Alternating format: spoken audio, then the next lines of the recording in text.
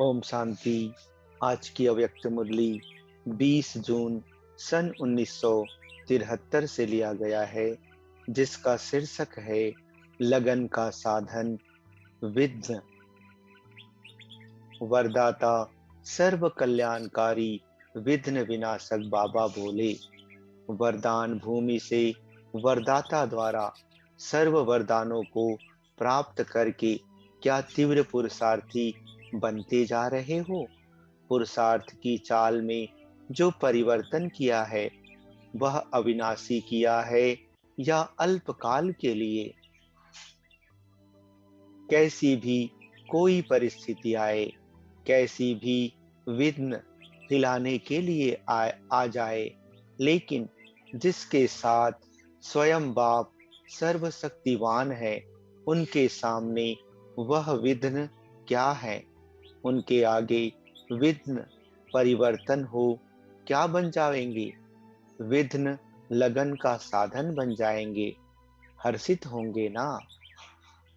यदि कोई भी परिस्थिति व व्यक्ति विघ्न लाने के निमित्त बनता है, तो उसके प्रति घृणा दृष्टि, व्यर्थ संकल्पों की उत्पत्ति नहीं होनी चाहिए, लेकिन उसके प्रति वाह वाह निकले। अगर यह दृष्टि रखो तो आप सभी की श्रेष्ठ दृष्टि हो जाएगी। कोई कैसा भी हो, लेकिन अपनी दृष्टि और वृत्ति सदैव शुभ चिंतक की हो और कल्याण की भावना हो। हर बात में कल्याण दिखाई दे। कल्याणकारी बाप की संतान कल्याणकारी हो ना। कल्याणकारी बनने के बाद कोई भी अकल्याण की बात हो नहीं सकती।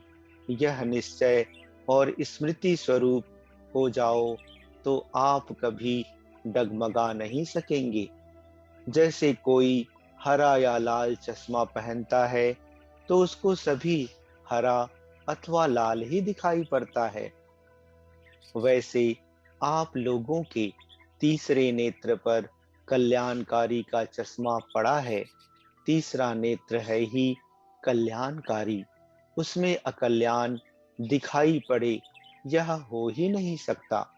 जिसको अज्ञानी लोग अकल्याण समझते हैं, लेकिन आपका उस अकल्याण में ही कल्याण समाया हुआ है। जैसे लोग विनाश को अकल्याण समझते हैं, लेकिन आप समझते हो कि इससे ही गति सद्गति के गेट्स खुलेंगे, तो कोई भी बात सामने आती है, सभी में कल्याण भरा हुआ है। ऐसे निश्चय बुद्धि होकर चलो तो क्या प्राप्ति होगी? एक रस अवस्था हो जाएगी। किसी भी बात में रुकना नहीं चाहिए।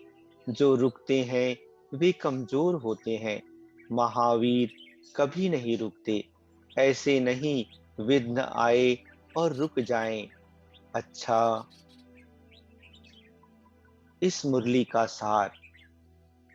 पहला, बाबा कहते कि यदि कोई भी परिस्थिति या व्यक्ति विघ्न लाने के निमित्त बनता है, तो उसके प्रति घृणा दृष्टि ना हो, व्यर्थ संकल्पों की उत्पत्ति ना होनी चाहिए, लेकिन उसके प्रति वाह वाह निकले, क्योंकि उसी विघ्न से तुम्हारी लगन बढ़ेगी।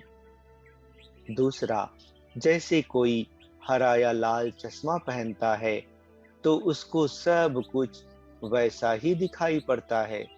वैसे ही आप लोगों के तीसरे नेत्र पर भी कल्याणकारी का चश्मा पड़ा है।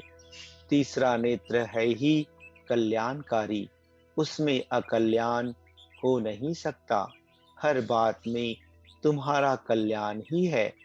अगर यह बात हरेक की बुद्धि में रहे, तो सभी की एक रस अवस्था हो जाएगी। अच्छा, ओम शांति।